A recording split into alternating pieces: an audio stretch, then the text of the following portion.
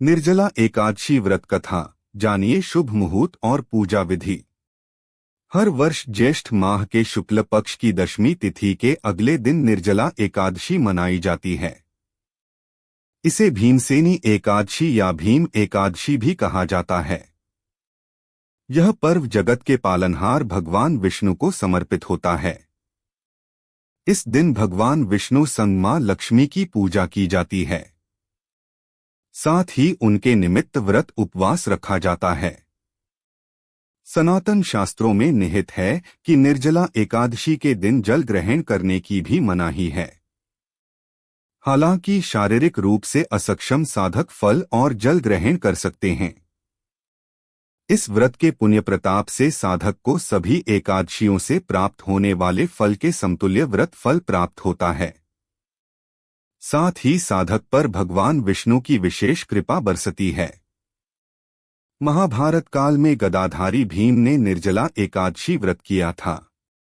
इस व्रत को करने के कारण भीम को मोक्ष और लंबी आयु का वरदान प्राप्त हुआ था। निर्जला एकादशी को एकादशी व्रतों में विशेष माना जाता है और इससे वर्ष भर के एकादशी व्रत के बराबर माना जाता है।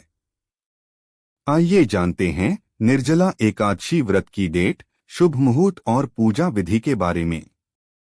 हिंदू वैदिक पंचांग के अनुसार ज्येष्ठ महीने के शुक्ल पक्ष की एकादशी तिथि की शुरुआत 17 जून को सुबह 4:43 पर होगी। वहीं इस तिथि का समापन 18 जून को सुबह 6:24 पर होगा। हिंदू धर्म में उद्या तिथि का खास महत्व है। ऐसे में उद्या तिथि के अनुसार निर्जला एकादशी व्रत 18 जून को किया जाएगा। इस व्रत का पारण अगले दिन 2 सुबह 19 जून को किया जाएगा। निर्जला एकादशी को कैसे करें पूजा। प्रातः काल उठकर देवी देवताओं के स्मरण कर निर्जला एकादशी वाले दिन को शुरू करना चाहिए। व्रत के दिन स्नान के बाद भगवान विष्णु को प्रिय पीले रंग के वस्त्र पहले और मंदिर व पूजा घर की अच्छे से सफाई करें। इसके बाद पूजा की चौकी पर पीले रंग का वस्त्र बिछाकर भगवान विष्णु और देवी लक्ष्मी को स्थापित करें और विधि विधान से पूजा करें। भगवान विष्णु के उनके प्रिय पीले रंग के फूल चढ़ाएं। इसके बाद फल, हल्दी, चंदन, अक्षत चढ़ाएं और खीर को भोग लगाएं। विष्णु चालीसा का पाठ करें। व्रत के दिन जरूरतमंद को भोजन और वस्त्र का दान करें। निर्जला एकादशी व्रत कथा। भीमसेन व्यास जी से कहने लगे कि हे पितामह, भ्राता युधिष्ठिर, माता कुंती, द्रौपदी, अर्जुन, नकुल और सहदेव आदि सब एकादशी का व्रत करने को कहते हैं, परंतु महाराज मैं उनसे कहता हूँ कि भाई मैं भगवान की शक्ति पूजा आदि तो कर सकता हूँ, दान भी दे सकता हूँ, परंतु भोजन के बिना नहीं रह सकता। इस पर व्यास जी कहने लगे कि हे भीमसेन, यदि तुम नरक को बुरा और स्वर्ग को अच्छा समझते हो तो प्रति मास की दोनों एकादशियों को अन्न मत खाया करो। भीम कहने लगे कि हे पितामह, मैं तो पहले ही कह चुका हूं कि मैं भूख सहन नहीं कर सकता। यदि वर्ष भर में कोई एक ही व्रत हो तो वह मैं रख सकता हूं, क्योंकि मेरे पेट में वृक नाम वाली अग्नि है, सो मैं भोजन किए बिना नहीं रह सकता। भोजन करने से वह शांत रहती है, इसलिए पूरा उपवास तो क्या एक समय भी बिना भोजन किए रहना कठिन है। आप मुझे कोई ऐसा व्रत बताइए जो वर्ष में केवल एक बार ही करना पड़े और मुझे स्वर्ग की प्राप्ति हो जाए। श्री व्यास जी कहने लगे कि हे पुत्र, बड़े बड़े ऋषियों ने बहुत शास्त्र आदि बनाए हैं जिनसे बिना धन के थोड़े परिश्रम से ही स्वर्ग की प्राप्ति हो सकती है। इसी प्रकार शास्त्रों में दोनों पक्षों की एकादशी का व्रत मुक्ति के लिए रखा जाता है। व्यास जी के वचन सुनकर भीमसेन नरक में जाने के नाम से भयभीत हो गए और कांपकर कहने लगे कि अब क्या करूं। मास में 2 व्रत तो मैं कर नहीं सकता, हाँ वर्ष में एक व्रत करने का प्रयत्न अवश्य कर सकता हूं। वर्ष में एक दिन व्रत करने से यदि मेरी मुक्ति हो जाए तो ऐसा कोई व्रत बताइए।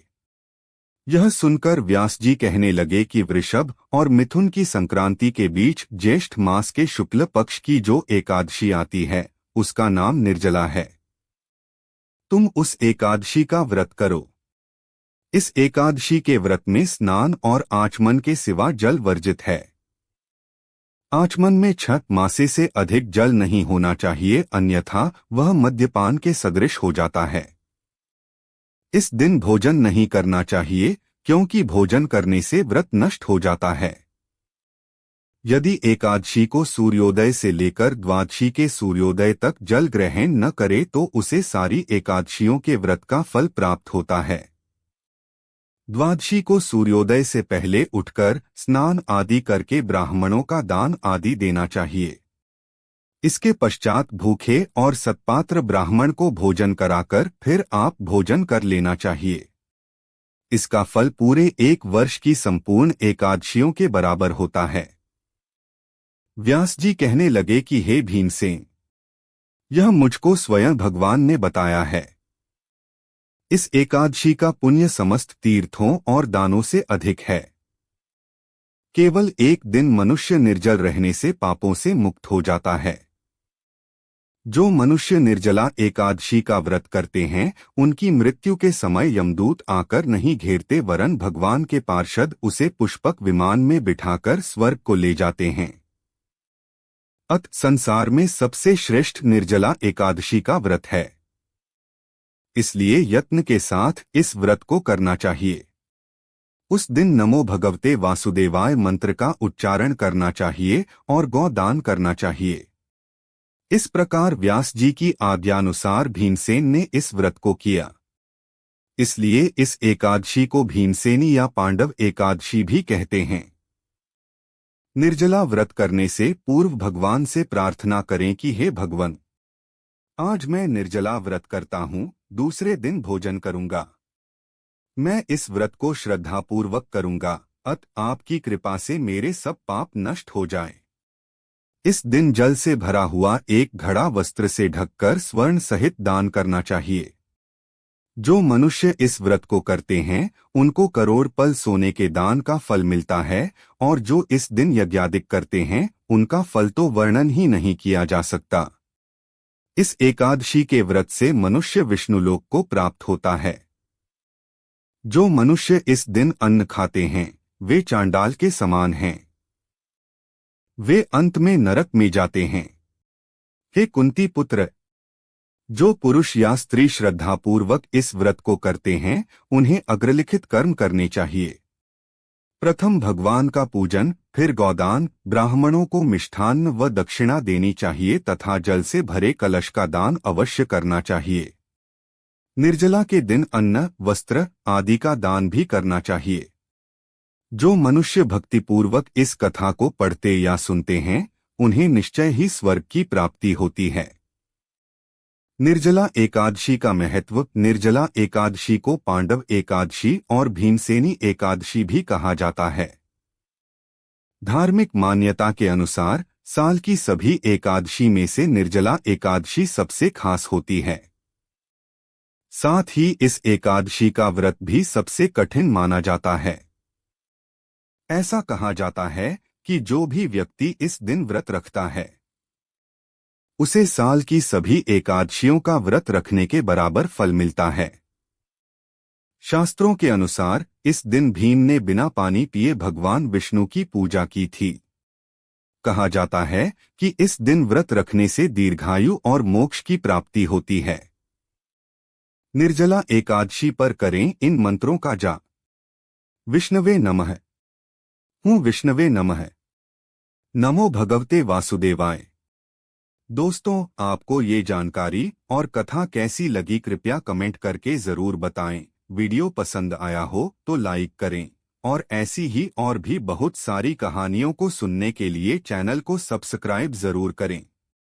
धन्यवाद।